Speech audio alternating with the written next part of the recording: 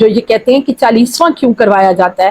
مولانا طارق جمیل صاحب نے اپنے بیٹے کا 1 سال کی جدائی کے بعد اس محفل کا انعقاد کیا۔ سامنے تعزیت پیش کرتی ہوں، اللہ رب العزت ان کے بیٹے عاصم جمیل کو جنت الفردوس میں اعلیٰ مقام عطا فرمائے۔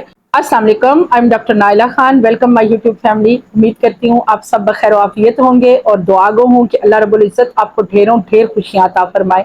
آج انتہائی دکھ بھرا موقع ہے کہ مولانا طارق جمیل صاحب کے بیٹے عاصم جمیل صاحب کی کل برسی گزری ہے۔ برسی کے اس موقع پر مولانا طارق جمیل صاحب نے ایک پروگرام کیا جس کی انہوں نے ویڈیو اپنے چینل پر اپلوڈ کی ہے۔ ان کے بیٹے کے دکھ میں، ان کے بیٹے کے غم میں ہم ان کے برابر کے شریک ہیں، اور میں خود ایک ماں ہوں، میں اچھی طرح سے سمجھ سکتی ہوں کہ جوان اولاد کے ساتھ والدین کی محبت کا عالم کیا ہوتا ہے۔ آپ میں سے بھی بہت سے دیکھنے اور سننے والے ایسے لوگ ہوں گے جو خود والدین ہوں گے، جن کے بچے چھوٹے ہیں یا جوان ہیں، وہ یہ جانتے ہیں کہ اولاد کی محبت کیا چیز ہوتی ہے، اولاد کا درد کیا چیز ہوتی ہے۔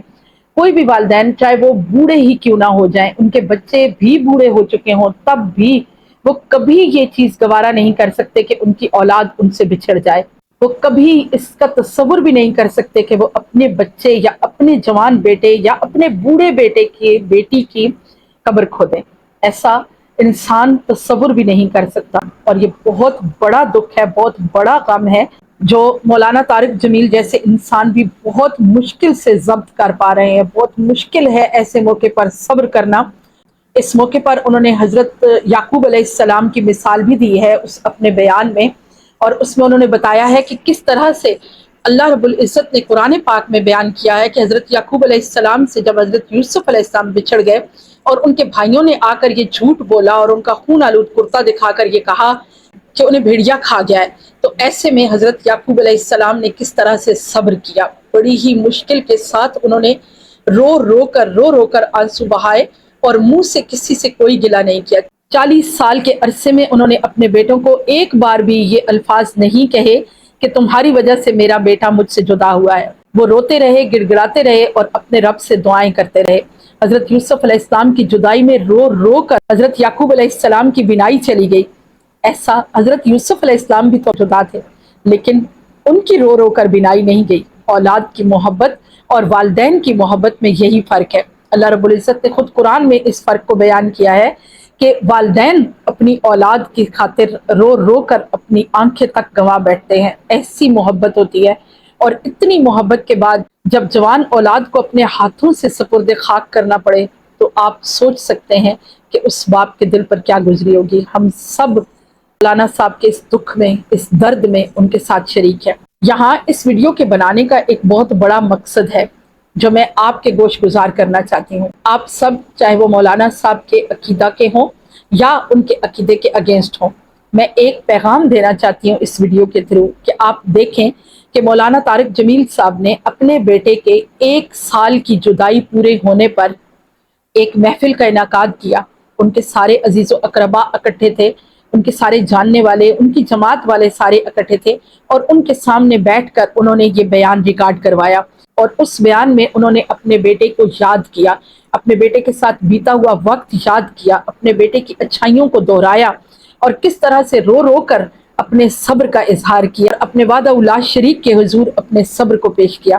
تو یہاں میرا یہ پیغام ہے ان لوگوں کے لیے جو یہ کہتے ہیں کہ جمعرات کیوں کروائی جاتی ہے، جو یہ کہتے ہیں کہ 40واں کیوں کروایا جاتا ہے، جو یہ کہتے ہیں کہ سالانہ کیوں منعقد کروایا جاتا ہے، ان لوگوں کے لیے بہت بڑا پیغام ہے مولانا طارق جمیل صاحب کی اس ویڈیو میں کہ انہوں نے اپنے بیٹے کا 1 سال کی جدائی کے بعد اس محفل کا انعقاد کیا۔ بہت سارے مکتب فکر کے لوگ ایسے ہیں جو اس چیز کو غلط کہتے ہیں، لیکن ان کے لیے مولانا طارق جمیل صاحب کی یہ ویڈیو ایک راہ عمل ہے۔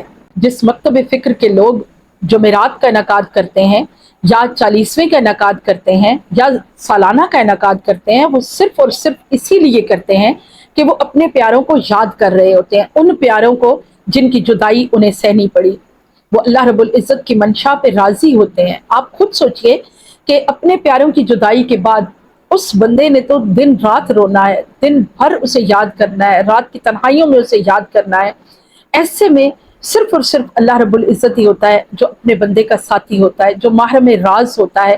इंसान अपने प्यारों की जुदाई का दर्द अपने रब के सामने ही रो रो के गिड़गिड़ा के बताता है।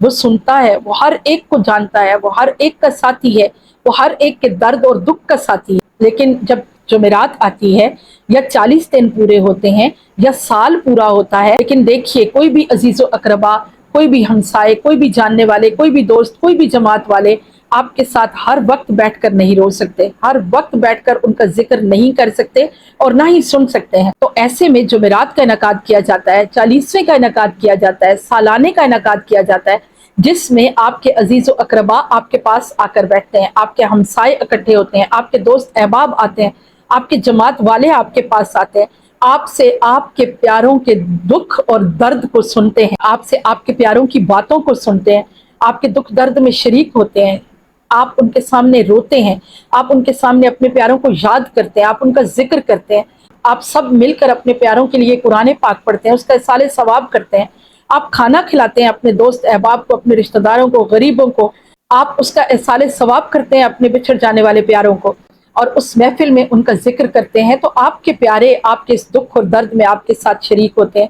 कोई आपके आंसू पोंछता है, कोई आपके साथ रोता है, कोई आपको सीने से लगा के तसल्ली देता है, कोई आपको दिलासा देता है, और कोई आपके साथ दुआ के लिए हाथ उठाता है, आपके प्यारों के लिए दुआ करता है, दुआए मग़फ़िरत करता है, अल्लाह को याद करता है, अल्लाह का जिक्र किया जाता है। तो ऐसी महफिल का इनकाद करना तो ज़रूरी है। क्यों ना किया जाए ऐसी महफिल का इनकाद जिसमें हम अल्लाह रब्बुल इज़्ज़त को याद करते हैं, उन्हें प्यारों का जिक्र करके उनके लिए एहसाले सवाब करते हैं, उनको दुआएं पहुंचाते हैं अपनी। तो यकीनन आप सबको मौलाना तारिक जमील साहब के इस अमल से ये ज़रूर पता चला होगा कि हमारे प्यारों के लिए ये कितना ज़रूरी है। मैं एक बार फिर अपनी तरफ से उनके सामने ताज़ियत पेश करती हूँ। अल्लाह रब्बुल इज़्ज़त उनके बेटे आसिम जमील को जन्नतुल फिरदौस में आला मकाम अता फरमाए, और अल्लाह रब्बुल इज़्ज़त हम सबको और हमारे प्यारों को सलामत रखे। अल्लाह हाफ़िज़।